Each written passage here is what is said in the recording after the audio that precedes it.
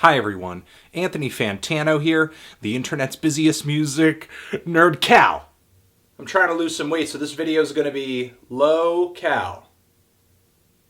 Funny! And it's time for a review of the new self-titled full album from Pink Guy. Pink Guy is the alter ego of YouTuber George Miller, aka Filthy Frank. You may know his material from the Disaster Music YouTube channel. Believe it or not, he started the Harlem Shake craze that was so popular early last year.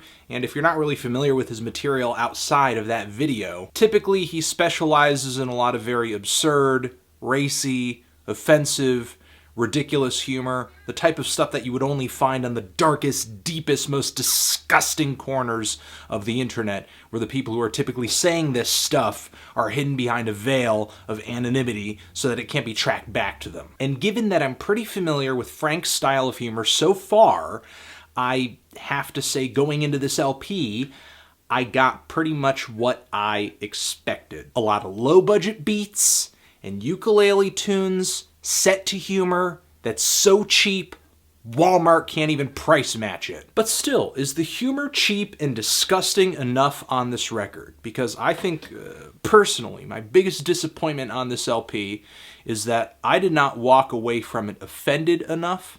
And my greatest fear is that there are people walking the planet right now listening to this album and walking away from it completely unoffended. How many balls were licked on this album? How many nipples were rubbed? Like a dozen each, tops? Honestly, I don't even think anyone died to make this record. There's nothing on this LP that I heard that would get Filthy Frank sentenced to life in prison in a court of law. Then there's sexism, which there was definitely not enough of on this LP. Yeah, sure, there is sexism toward women on this album, but I think Frank could have done more to offend every single gender type and sexual orientation out there. Where was the full frontal nudity? Where was the bestiality? Also, I thought the production Kanye brought to the table on this LP was really weak. I mean, some of his worst beats ever.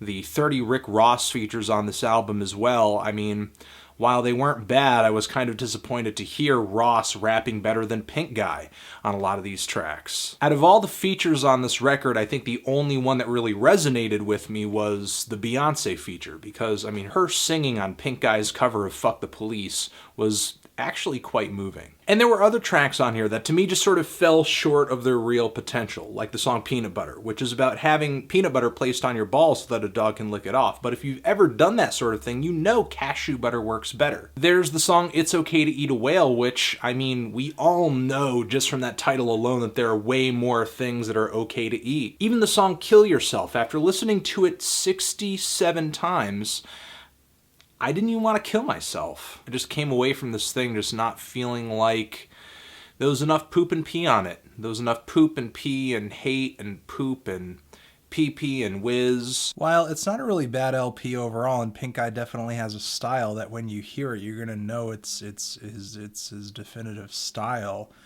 What I was ultimately disappointed by was just how little I hated myself after listening to this record. I didn't even feel like I needed to take a shower. I'm just worried that people are going to listen to this LP and not question whether or not they want to live on this world anymore because of just how horrifically gross it is. And it just didn't happen. After this album was over, I just felt completely normal. You know, I think anybody who likes this record is essentially